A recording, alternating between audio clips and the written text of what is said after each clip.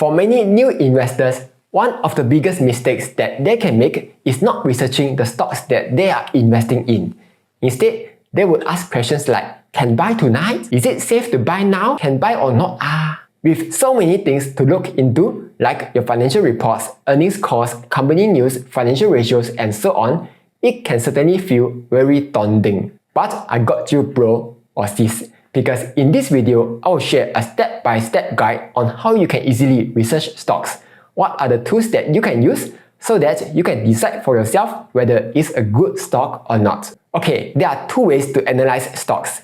The first one is called fundamental analysis, where you look at company financials, news, and earnings result to determine the value of a stock. Then, the second method is called technical analysis, where you look at the stock chart and draw some lines to predict whether the stock is going to the moon or going to the moon. Both methods are equally important because while fundamental analysis tells us whether the company is healthy or not, on the other hand, technical analysis tells us whether it's a good time to buy or not. I'll be covering both methods. So let's start with fundamental analysis first. Okay, I'm sure most of you guys would already have an idea what kind of stocks you want to invest into.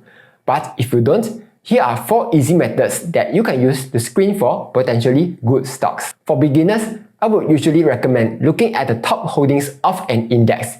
That's because an index automatically ranks stocks from the best to the worst.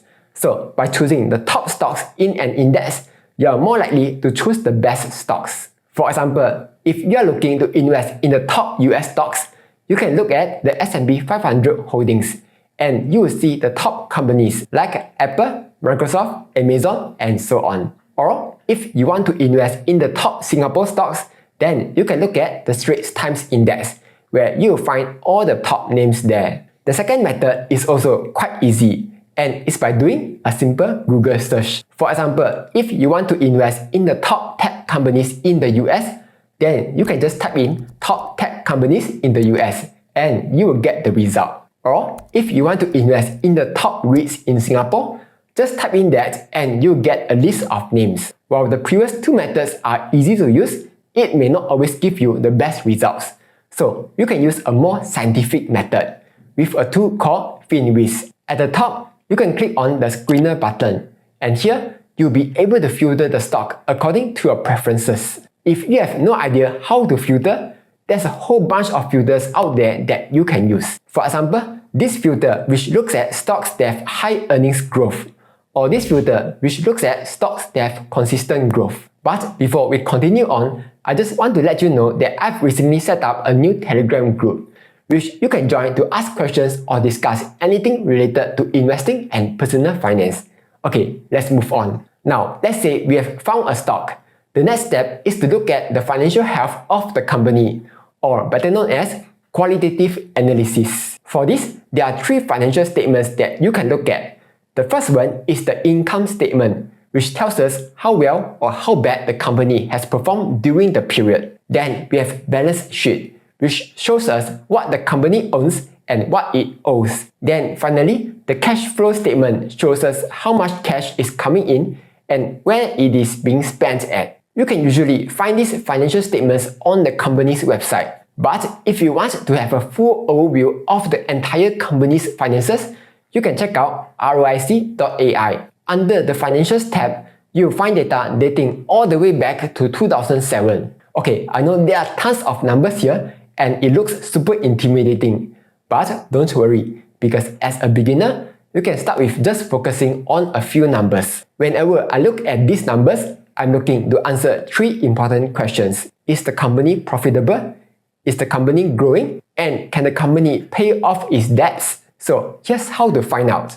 In the income statement, the first number we want to look at is the revenue. Revenue is how much money the company is making from selling things or providing services. What you want to see is the revenue going up over time. For example, you can see that Apple is growing its revenue over the past few years. Sure, there are some years where the revenue is flat, but it doesn't matter. As long as the long-term trend is going up, that means the company is growing. The next number to look at is the net income. Net income is the leftover money after you have paid for all the expenses like rentals, salaries, supplies, and so on. In this example, we can see that Apple's net income is going up over time, from 45 to 48, 59, and now is $99 billion. So, it's good. Net income is super important because if the company's revenue is super high, but their net income is negative, then it's pointless, right? Because the company is not profitable at all. One example is Peloton. Even though their revenue has been going up, their net income has been going down. That's why the stock hasn't been doing so well lately. However, one word of caution here. Just because a company's net income is negative, it doesn't always mean that it's a bad thing. You also need to see where the money is being spent at. Sometimes it's because the company's operating expenses are too high. Other times it's because the company is reinvesting the money back into itself, which may lead to higher returns in the future. For example, while Unity has a negative net income, they are spending a lot of money on R&D expenses, so they may pay off in the future. The third number that we can look at is their total current liabilities. These are all the short-term debts that the company has to pay back within the next 12 months. This number is important because you want to make sure that the company can pay off its debts. Otherwise, it will boom and go bankrupt. To do this, you can look at the total current liabilities and total current assets. As long as the total current assets are more than the total current liabilities, this means that the company is able to pay off their short-term debts. Okay, while I've shown you a lot of different tools that you can use to analyze a stock, the good thing is that you can easily do all this in the moomoo app. For example, if I want to do stock screening, I can go to Markets, Stock Screener and add in all my criteria to screen for interesting stocks. Or if I want to check out the company's financials, I can go into the stock page, tap on Company, Financials. It will show me an overview of the latest earnings, revenue breakdown by business and regions. You can also find financial estimates, financial indicators, and a quick look at the income statement, balance sheet, and cash flows. Then, if I tap on the earnings panel, I'm also able to check the earnings highlights, listen to conference calls, and some analysis of the company. If I go back out to the stock page, go to the chart tab, scroll all the way down, I can see the capital flow, stock sentiment, and some short sale analysis. These are just some of the things that moomoo currently offers. So if you have not signed up to moomoo yet, you can sign up using my link down below. And you will get to earn a 5.8% yield at Moomoo Cash Plus on up to $80,000 subscription for 30 days. 320 US dollars worth of Tesla fractional shares when you deposit $3,000 and perform 3 buy trades. Then another 10-20 US dollars worth of Tesla fractional shares when you deposit $10,000 and perform 10 buy trades. And with that being said, let's get back to the video. Moving on. While looking at the company's financial statements tells us about the company's history, we also want to know what the company's future is like. And that's when we need to look at a crystal ball.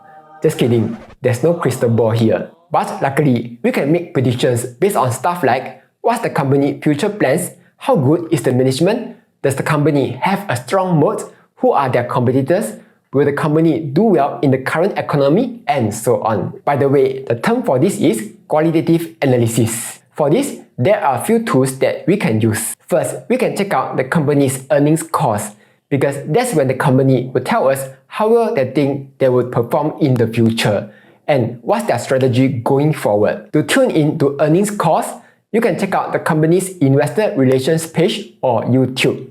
Or if you prefer to read, ROIC.ai has transcripts of the earnings calls. For example, in Nvidia's last earnings call, the CEO told us that the company is seeing surging demand for its data center products due to the rise in AI technology. And boom, there was a huge jump in the stock price. Or Tesla saying that they'll be pushing for higher volumes and a larger fleet by lowering their car prices. And indeed, that's what they have been doing these past few months. Besides earnings calls, the company will occasionally drop hints of the company's strategy. And you will usually find it in the news, announcement events, one-on-one interviews, and social media. Next, it also helps to find out what other people think about the company. For this, there are various sources that we can go to. The first one is Seeking Alpha, where you will find a ton of analysis for the company. But don't just read the bullish analysis here. You also need to read bearish analysis to challenge your views, because sometimes they may point out something that we may be unaware of. Some parts of Seeking Alpha are free to use, while others require you to pay money. But if you are looking to try them out, you can sign up with my link down below to get a 14-day free trial. The second section is Interactive Brokers, where it has a section that shows the company analysis. To access it, open up the stock that you are interested in, click on the Research tab, and you will see an overview of the company. It has a Morningstar analysis, which shows the rating, ESG risk rating, economic moat rating, and fair value estimates. And if you click on it, you can see even more details like business strategy and outlook, economic moat analysis, fair value analysis, and so on. This is super good because this feature would cost you $249 if you wanted to access it in Morningstar directly. But now, you can get it for free in Interactive Brokers. There's also analysis by other websites like Refinitiv and TipRanks. You can also check out ESG ratings, analyst forecasts, and even social sentiments. Speaking of sentiments, sometimes it's also helpful to see what the company management or even politicians are doing with the company's shares. If you see them aggressively buying up shares or dumping their shares, probably they know something that we are unaware of. To follow insider trades, you can head to a website called openinsider.com, where you have a few options to filter trades. Or if you just want a quick summary, insidertracking.com plots the trades onto a chart. Besides the management, politicians have also been known to outperform stock markets, probably because they are very good at investing. So it's useful to sometimes follow their trades. For this, you can check out Senate Stock Watcher or House Stock Watcher, where you can find out who is buying what. So that was fundamental analysis, where we look at financial statements and news to analyze a company. But now comes the fun part, technical analysis, which I like to call astrology. Looking at stock charts is equally important because sentiments can affect the short-term value of the company. That's why we see companies like GameStop and Peloton or even Tesla shooting up and crash back down afterwards. For this, we can use a tool called TradingView, which you can sign up using my link down below. It's totally free to use, but it's incredibly powerful. Okay, there are a few indicators that we can use to determine the sentiments. The first one is called Moving Average Convergence/Divergence Indicator, or short for MACD. I learned about this strategy from a video by the Trading Lab, but essentially, here's how this works. To get this indicator, click on Indicators, search for MACD. Whenever the blue line crosses the orange line, the stock is in an upward trend.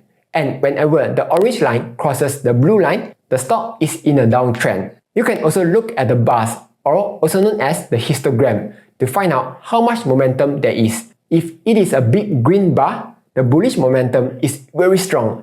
And if it's a big red bar, it's a strong bearish momentum. To get a more accurate result, the blue line needs to cross the orange line below the zero line, and the orange line needs to cross the blue line above the zero line. For example, here the line crosses upwards below the zero line, and the stock starts going upwards. But here, the cross happened above the zero line. The stock didn't go up by much. The MACD indicator works very well if the market is in an uptrend, but it doesn't work otherwise. So a solution is to add in an EMA indicator, or short for Exponential Moving Average. Then go to Inputs, change the length to 200. Whenever the stock is above the line, it's in an uptrend. And whenever the stock is below the line, it's in a downtrend. So we can combine both indicators by buying when the MACD line crosses the zero line and when the stock is above the 200-day moving average. You will get a better signal on when it's a good time to buy or sell. Another indicator that you can use is the Bollinger Band and RSI to tell when a stock has been overbought or oversold. But that's an entire topic on its own, so I won't talk too much about it. But here's a question. Let's say a stock is overvalued or overbought. Is it still a good time to buy? Personally, I wouldn't recommend you to time the market. But if you are very confident that the stock will come back down, you can try waiting. But the risk is that it will continue to go up and up, especially if the momentum is very strong. My personal preference is to just dollar cost average, though at a much smaller amount. Then if it goes up, good, I've already bought in a bit. But if it comes back down, it's good too, because I can then buy at a cheaper price. So that was a super long video. Obviously, there's a lot more things that we can look into to improve our research on the company. But if you are new to this is already a good starting point. Anyway, that's all for this video. Hopefully, you find it useful. Like, share and subscribe as I'll be posting new videos every Monday, Wednesday and Friday.